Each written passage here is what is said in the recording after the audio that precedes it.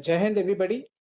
So we are back, but today we shall be listening to a professional on a topic which has become a topic of every household as to when Trump and Iran are going to reach some kind of conclusion, despite the threat being given Trump and otherwise whatever is happening. There are reports that probably they are very close, but at the same time there are indications that it may not happen so soon, and it is affecting the Indian security establishments, the energy conundrum, and the even in fact every household. The menu list on the restaurants have shrunk. People have started migrating. There is a lot of credence which has come to the rural life ecosystem after famous COVID era, and people have started actually going there. At least there will be some wood to cook food and things like that. That is in a lighter sense. But Iran to India presents a very great challenge. It has the potential of opening strategic road link communication to the Europe and beyond, and to the entire Middle East, in fact. And that's why we went for Chabahar port, which is currently under suspension because of the US sanctioning that. Initially, when Iran was sanctioned, we were given exemption. The Chabahar was exempted, but subsequently that came, and then after the sanction, India has withdrawn out of that. But it is trying to maintain good relationship both with Iran and US. I do not know whether this approach in national polity is useful or not. That you try to balance and call that strategic autonomy, or try to be part of that side which is furthering your national interest better. But it is easy said than to take a call in case we are in the decision making chair. So with that note, I will request Prakhar to introduce the speaker, and who will be giving us threadbare inputs. And I will also request each one of you to ask your queries, give your comments and recommendations once we come to that stage, so that the we can benefit from this interaction. Over to you, Prakhar. Today's speaker, Deepika Saraswat, is an associate fellow at the West Asia Center, Manohar Parrikar Institute for Defense Studies and Analysis, New Delhi. Her research focuses on Iran's foreign policy and geopolitical developments in West Asia and Eurasia. Saraswat has a PhD in political geography from School of International Studies, Jawaharlal University. She was a research fellow at Indian Council of World Affairs from March 2018 to October 2021.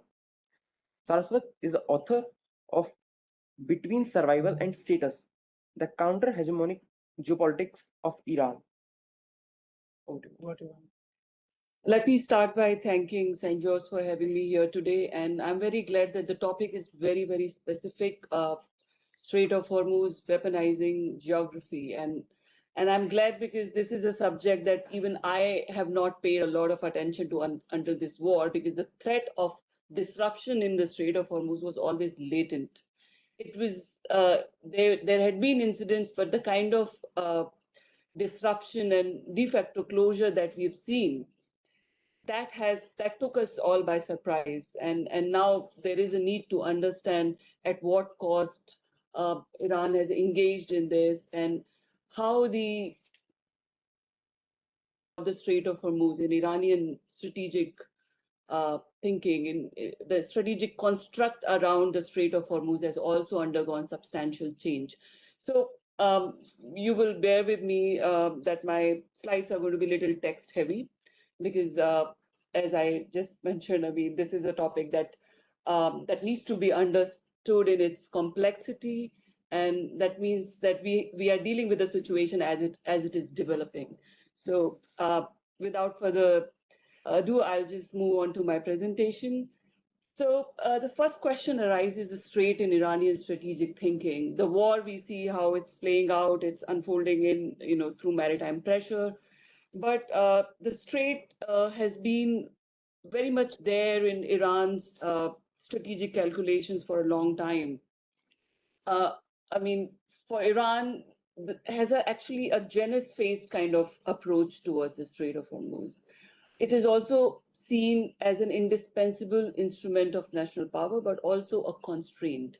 Now, constraint because through the narrow Strait of Hormuz that Iran's own oil trade is routed. Kharag Island, we heard a lot about it. More than 90% of Iran's ports are shipped from that terminal. So closing this strait is not that simple for Iran. And also, this is a strait this is a geography that has attracted great powers throughout the modern history, starting with the Portuguese, and Iranians did not really have much of a naval power, and they had lost islands and then areas, their coastline to the external powers. And in more recent past, it's been the arena of where pressures, international pressures against Iran have played out, and it's been the arena where there is a lot of brinkmanship has been going on. So for Iran, it's both. It's a constraint and also a potential instrument of national power. And if we see how Iran has, the construct of the strategic construct around Strait of Hormuz, Iran has at different times, like for example, when the Iran-Iraq war ended and the UNSC resolution on the ceasefire, there was a mention that Iran and the regional states will come together to discuss regional security mechanism. And Iran has often used the strait and the centrality of the strait for Iran and also neighboring countries to call upon them to engage with Iran to make joint efforts for the stability, and basically use it as a potential subject which will bring countries together and create a more what Iran calls as an indigenous regional order, cooperative regional order that will keep external powers out. So that's been one approach towards it. The second approach has been, which I think is now playing out in a very dramatic fashion, is that Iran looks at it, not just Iran claims to play the role of a security guarantor where it tries to engage the neighboring states in a confidence building measures and things like that, but also it has the potential to play a security spoiler, and that happens in a more reactive or let's say threat balancing strategy. When it is under pressure from the United States, it's been on the nuclear issue or the sanctions, then it uses it as more of a instrument of bargain and more of a security spoiler, where it tries to create insecurity for the other states in the region and also cost for the global economy. So this is the Janus phase kind of approach that Iran has had. Iran started looking at trade as a geopolitical weapon as early as 2008. And in 2007, the IRGC Navy was put in charge of the strait, which had been under the IRI Navy, which is what you call the regular Navy. So IRI Navy was put in charge of the Gulf of Oman. But this particular choke point, this particular geography came under IRGC Navy, and we all are familiar with the IRGC Navy has this whole asymmetric kind of doctrine where, the fast attack craft and drones, we'll come to that. So that's been there in 2007, from 2007, 2008. And in 2019, when Donald Trump withdrew from the JCPOA and embarked on maximum pressure campaign, threatening Iran's oil revenue to zero, that's when we see that Iran sort of engages in this brinkmanship. And in summer of 2019, there were attacks off the coast of the UAE coast near Fujairah and on shipping tankers, and then how that Iran again sort of emphasizing this point: if we cannot sell our oil, then others cannot do the same. Iran's idea being that security is regional, that if Iran is going to be insecure, then other countries are also going to pay the price.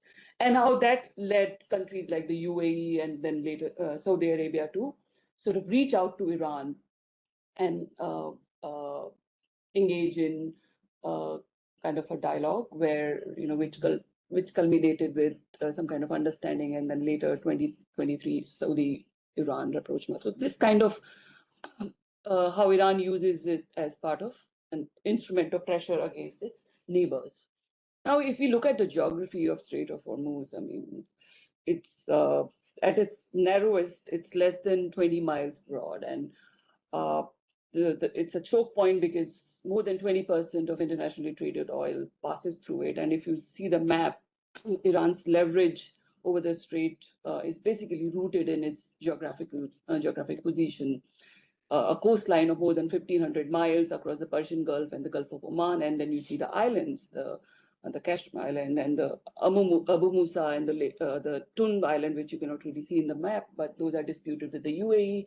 And Iran has put its surveillance assets on these islands, and very, very close to the navigation routes, which are recognized by the IMO. So this, and Iran is a is a signatory to the UNCLOS, but it's not ratified it.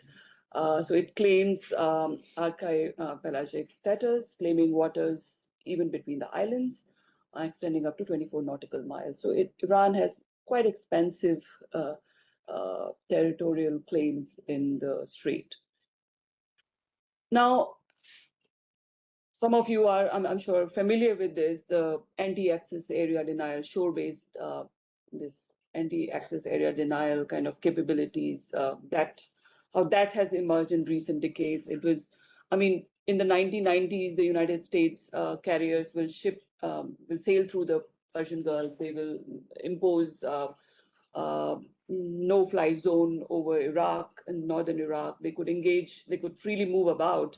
But the late 1990s, when Iran started installing anti-ship missiles in concrete and steel reinforced bunkers along its coastline and also on the islands, and that kind of that started creating constraints for the kind of freedom of movement that the Americans had exercised early on in Persian Gulf, but also the same kind of idea operates in other geographies also, like in around South China Sea and places like that. So where countries can actually use a combination of the geographical advantage they have and also invest in certain military capabilities, which has turned the balance in favor of shore-based weapons. Iran has this very precise and cheap cruise and ballistic missiles and also unmanned systems increasingly, both above and underwater.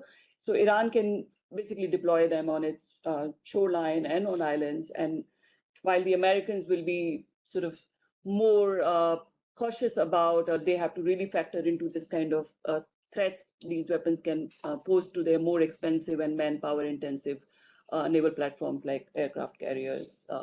So we see that during this war, the American aircraft carriers have stayed well outside the range of Iranian missiles. So when this war began, we were not hearing about Strait of Hormuz, and now that's all we hear about. It was Iran, United States, and Israel. They were convinced that they will use their massively superior air power and their technological superiority, overall technological superiority, to probably wage a swift air campaign, dismantling Iran's nuclear missile capabilities, and the very extensive decapitation strikes they carried out. They thought it would lead to a collapse, and now what we see instead, that the war has basically become a strategic stalemate centered on the Strait of Hormuz. And Iran, surprisingly for some of us, started disrupting the Strait of Hormuz very early on the day one. The IRGC Navy started relaying these radio messages that no ships are allowed to cross the strait. And then one ship was attacked near the Oman's Musaddam Peninsula. And then we see, I mean, the whole idea of maritime logistics is that if there is a risk, then the whole the shippers see risk, the insurance premium rise, and then so a little bit of disruptions tend to have lasting effects. I mean, so that's what we began to see early on. Now, what Iran has done is that it sees an asymmetric leverage. Asymmetric leverage means that it doesn't have to win on the battlefield. It doesn't have to have a lot of capabilities. Even disruptive power is enough. And it can have outsized effects by using this leverage that it has on these traits. So there are no technological, decisive military solutions to it, and that's what we are seeing that's happening. So this is the basic idea of asymmetric leverage that Iran has exercised with a lot of risk to itself, but in any case, it has done so. But the most remarkable thing that we've seen that how the strait is conceptualized in Iranian strategic thinking, that has changed under the war. It's no longer just about whether Iran can disrupt it or close it. Now the idea is focused primarily on its ability to manage it. Now, the thinking guiding Iranian action is that they want to convert the strait as a long-term strategic asset, which means that you have to change the transit regime around it, at least try to. So the focus is not just on using it as an instrument of escalation, where you disrupt energy flows and impose costs on US and its partners, but it's a more calibrated approach of controlled access. And that's what we saw during March. That mid-March, the IRGC Navy established this safe shipping corridor, which was basically in the Iranian territorial waters between the Larak Island and Iran's coast. And then the ships that wish to pass, they have to coordinate with the IRGC. And then as we saw, several governments, including our own and many Asian countries, which are very much dependent on energy flows from the strait, they entered in direct talks with Iran, coordinating vessel transits. And that sort of reinforces this new logic of basically making it a governed space. Now, and that's the transformation that we have to sort of see whether it's sustainable or what is it that Iran is attempting to do by doing so. So what Iran has tried to do is to turn it from a temporary tool during the crisis to a long-term strategic asset. Now, some are arguing maybe this is Iran's new peaceful form of leverage. Peaceful form in the sense if Iran was engaging in more, brinkmanship using more military means of pressure, military forms of pressure, then that is going to invite immediate escalation. But here, the other parties' options of retaliations are rather limited. So this could be Iran's peaceful form of leverage. I'm not too sure. I would love to hear your views on that. But basically, this change that I'm talking about, that how Iran is trying to turn it to a governed space, that is reflective of how now Iran understands its power and leverage in context of a sustained confrontation with the US. Because United States, having fought a war, before the war, the United States had a very maximalist position, coercive approach to dealing with Iran, and that hasn't changed after the war as well. And same goes for Iran. US is demanding total surrender. Iran is not willing to really change to the extent that Americans are asking it on the issue of nuclear enrichment or even its demand of sanctions relief. So if you see that this is going to go on for a long time, and United States is probably more comfortable with this open-ended, no war, no peace kind of a scenario than arriving at a agreement. So this Iranian calculation is that this is going to be a sustained confrontation, and Iran also needs its own, more long-term leverage. So Iran is going to look at the Strait, its ability to disrupt or manage the Strait of Hormuz alongside its missile capabilities as foundational sources of its power, not something that it is going to trade away in some partial agreement with the United States. So Iranian demand, I'm an Iran scholar, so I'm going to speak more from how Iranians are looking at it. So how Iranians are insisting that in fact, Iran, they had opened, when the ceasefire agreement was signed, they had opened the Strait of Hormuz for a while, right? Iranian foreign minister said the strait is open after Lebanon ceasefire has been announced. And then when the United States imposes a blockade and Iranians quickly back down, they're like, no, the strait remains closed. So what Iranians are seeking is really a permanent end to war and the lifting of US blockade. Now that may sort of lead to some form of compromise from the Iranians in terms of transit passages restored, but the larger point remains that they would still look at the strait as part of a broader settlement with its neighbors. And that's the other important point that I want to focus on, that how, like what I had started with, that Iran looks at the strait to sort of have some kind of arrangement about regional security with its neighbors. So that's, I mean, this is Iranian first vice president talking about how, I mean, the point that I made earlier, that it is not possible to restrict Iran's oil exports while expecting Strait of Hormuz to remain secure for others. So what the Iranians are saying, the regime of the strait has changed and will not return to pre-war status. And Iran is keen to convert its battlefield gains into lasting economic and security leverage. So this is again on 30th April, Iranians marked what they call as National Persian Gulf Day. This is the day when I think the Safavid Shah had defeated, sort of taken back the certain Hormuz Island from the Portuguese. And in recent years, they have started celebrating because they are very, I mean, they are very insistent on calling it Persian Gulf and saying that that's the historical name. But the larger idea behind that kind of insistence on calling it Persian Gulf is that some kind of implicit sovereignty claims, one would argue. So this is what the new supreme leader had to say in a statement that was released on 30th April, that Strait of Hormuz is a strategic asset and Iran will implement a new management plan.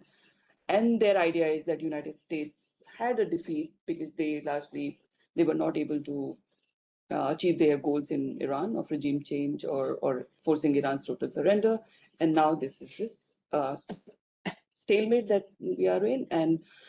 And then the again important point that he makes, that Iran shares a common destiny with its neighbors in the Persian Gulf and the Sea of Oman.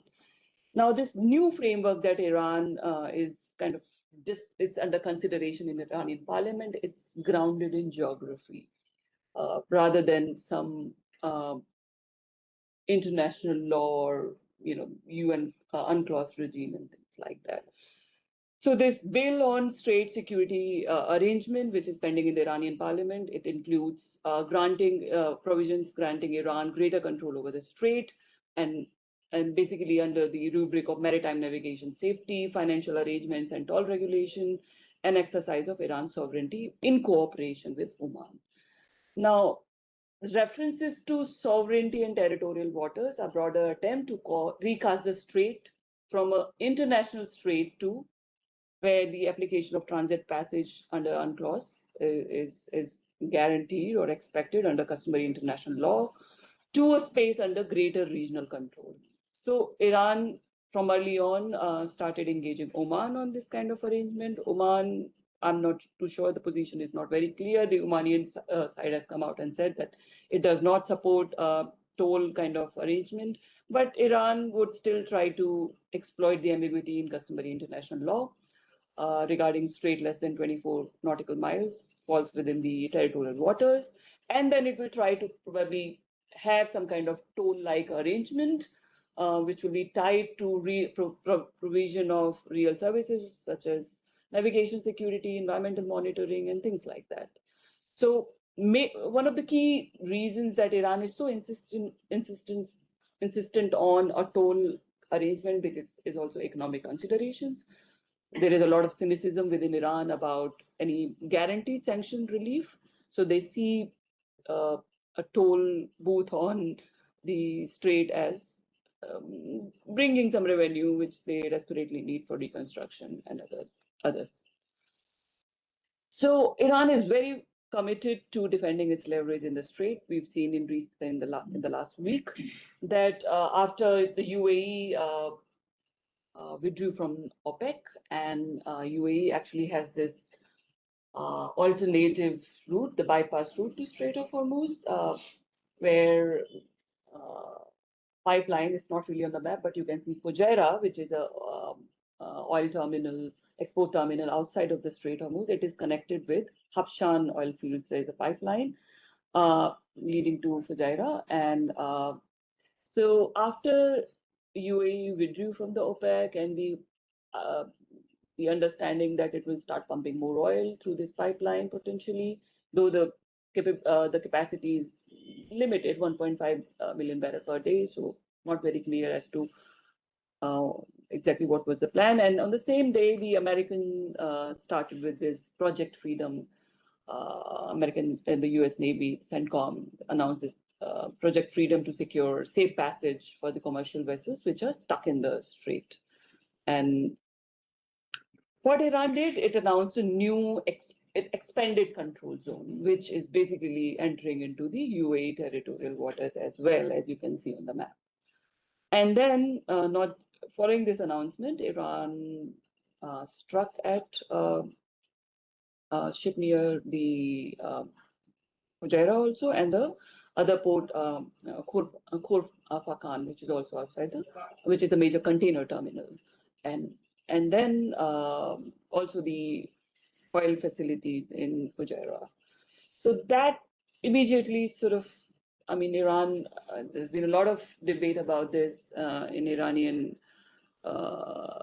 circuits, that the kind of, UAE is now basically seen by Iran as part of the US-Israeli constellation, the way it coordinated these moves, withdrawal from the OPEC, and then the US Project Freedom. So Iran, the argument is that now Iran is going to look at UAE, how it has treated the KRG, the Kurdistan Regional Government in Iraq, which is that if you see there is threat, whether from Israeli or then you kind of engage in preemptive action, and you do not really acknowledge them, you deny them, and you keep this ambiguity. So that's what the Iranians did with the UAE. It is understood that it was Iranian missiles, drones, which hit the targets, but they've not publicly acknowledged it. So, but the effect was that the Americans did not really jump to restart combat operations against Iran. And so one would argue that maybe the Project Freedom from the American side was aimed at creating more pressure on Iran as the diplomatic talks are going on. But what is very much clear that the Americans did not want to escalate, and then they do not seem to have any good decisive military solution to open the strait. At least that's the understanding as of now. So we see that the strait is once again an arena of US-Iran brinkmanship.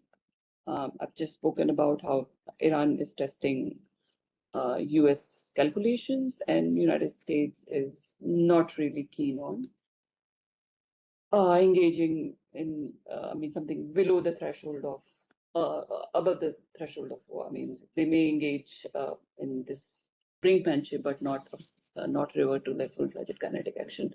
And what Iranians have announced yesterday is a Persian Gulf State Strait Authority, a new body to regulate and organize passage of vessels. And so this is all going on while US and Iran are also engaged in diplomatic talks mediated by Pakistan. And there, the Iranian understanding is they have this proposal for phased dialogue, where the initial phase focuses on the two sides negotiating a permanent end to war, US lifting its blockade, and Iran restoring freedom of, I'm not sure if it's not freedom of navigation, but allowing vessels to pass. And then the nuclear issue in the second phase, but not very clear the Americans are okay with this kind of phased approach, where the nuclear issue is left out for later.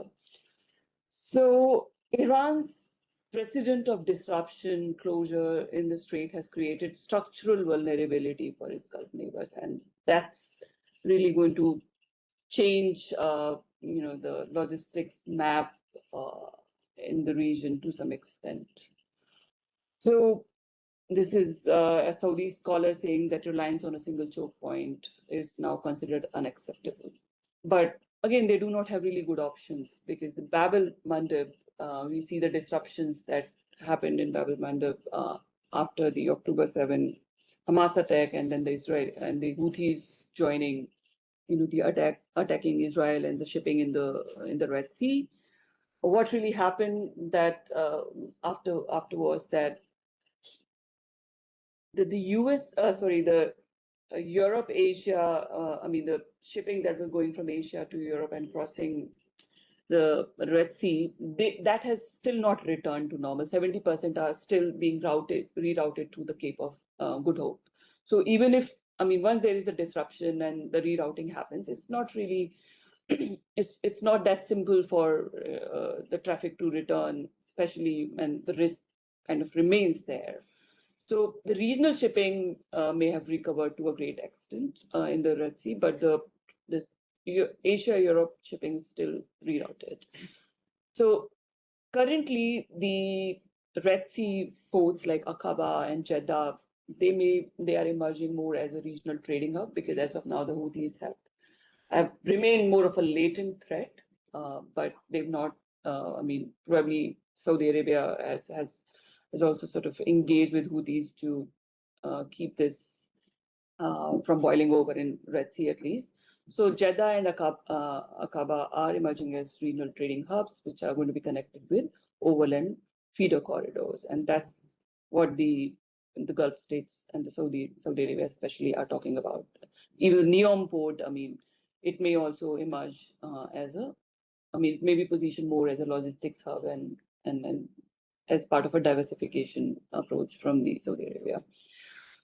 So the Saudi Red Sea ports are emerging as an outlet for Gulf oil because Fujairah a bypass, but not so much. And there is going to be a sharpening of Saudi Emirati competition for influence in the Red Sea and Horn of Africa. That's been going on for quite some time.